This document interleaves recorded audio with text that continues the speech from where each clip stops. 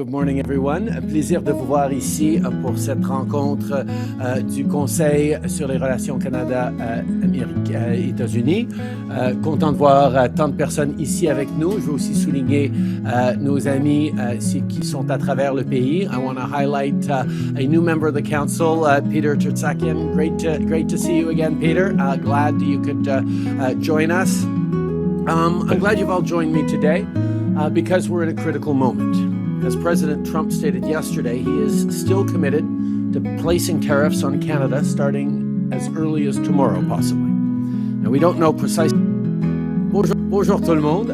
Good morning, everyone. Un plaisir de vous voir ici pour cette rencontre du Conseil sur les relations Canada-États-Unis. Content de voir tant de personnes ici avec nous. Je veux aussi souligner nos amis qui sont à travers le pays. I want to highlight a new member of the council, Peter Tertsakian. Great to see you again, Peter. Glad you could join us.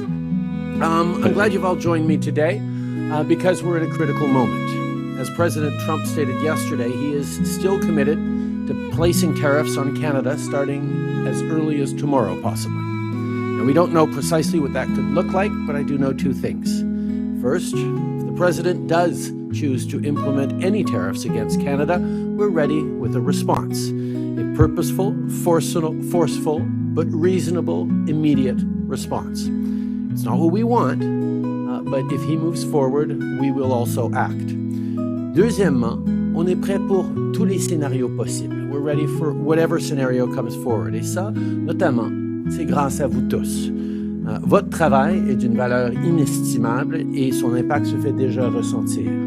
The way you have all pulled together regions of the country, industries, thoughtful business leaders and thought leaders to unite as part of Team Canada, to be ready and flexible, whatever comes, is not just the right thing to do, it's also deeply reassuring to Canadians, reassuring to business owners, to workers, and to people around the world who look to Canada as a key partner. You've been speaking out, stressing that tariffs against Canada would have disastrous consequences for the United States, putting American jobs at risk, raising prices on Americans, and undermining our collective security. Votre point de vue et vos conseils ont été d'une valeur inestimable pour guider notre réponse à la menace d'imposition de droits de douane. Vous avez aidé à rassurer les Canadiens pendant une période difficile et pleine d'incertitudes. You've shown what it means to be part of Team Canada, fighting for this country we all love so much. At the same time, our government has responded to what the president is focused on and what is motivating him to consider applying tariffs as early as tomorrow, the flow of fentanyl and illegal crossings into the United States. Now, let me reiterate, our border is safe and secure, and less than 1% of fentanyl and illegal crossings into the United States come from Canada. We're committed to keeping it that way by addressing current challenges and strengthening our capacity.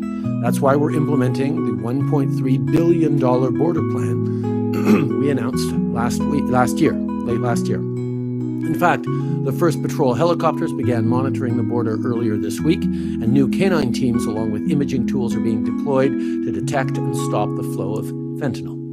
Meanwhile, our previously implemented border measures are already showing results too.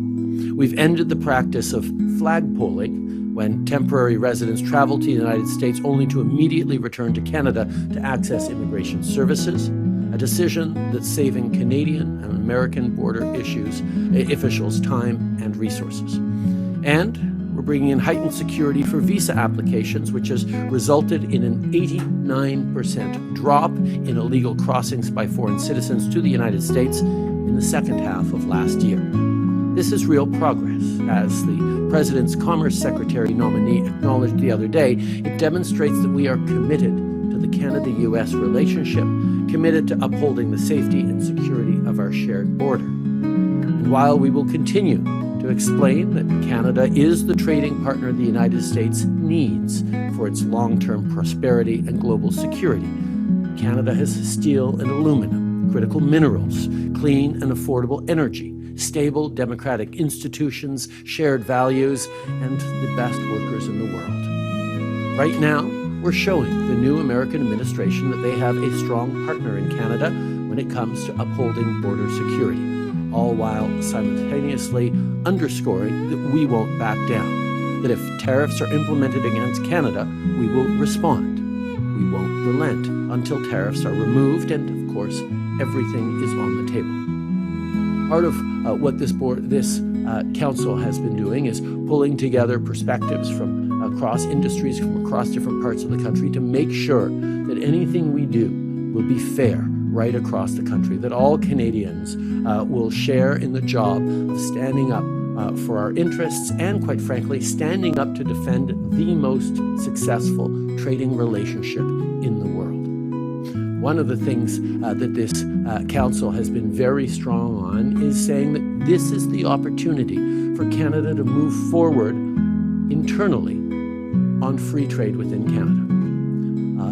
As we look at challenges with the United States, as we sign free trade deals over the past years with the world, we know that internally, within provinces, across territories, there are barriers that exist that would be better for Canadian businesses, Canadian workers, and the Canadian economy if we removed. So we have stepped up our actions on internal trade.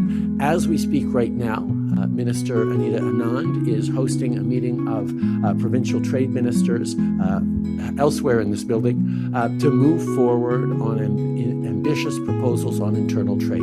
We know there are things we can do to increase Canada's competitiveness and effectiveness in a more complex world, and moving forward on internal trade with new energy is something that this council has been directly encouraging us and responsible for us doing. Of course, I won't sugarcoat it. Our nation could be facing difficult times in the coming days and weeks. I know Canadians might be anxious and worried, but I want them to know the federal government, and indeed all orders of government, have their backs. That was the topic of conversation 2 days ago when I had a First Minister's meeting with all premiers. Nos entreprises, nos syndicats, notre société civile et la grande majorité des premiers ministres des provinces et de dizaines de millions de Canadiens d'un océan à l'autre parlent d'une seule voix. Le Canada est prêt à toute éventualité et c'est en grande partie grâce à vous qui avez dédié tant de votre temps et votre énergie pour protéger le Canada et le préparer. Now is the time to stand united, to stand together, to work together, as Canadians often do, to defend our country. That's exactly what we're going to do. So let's get back to work. Merci beaucoup, mes amis. Thank you all. Thank you very much. Merci tout le monde.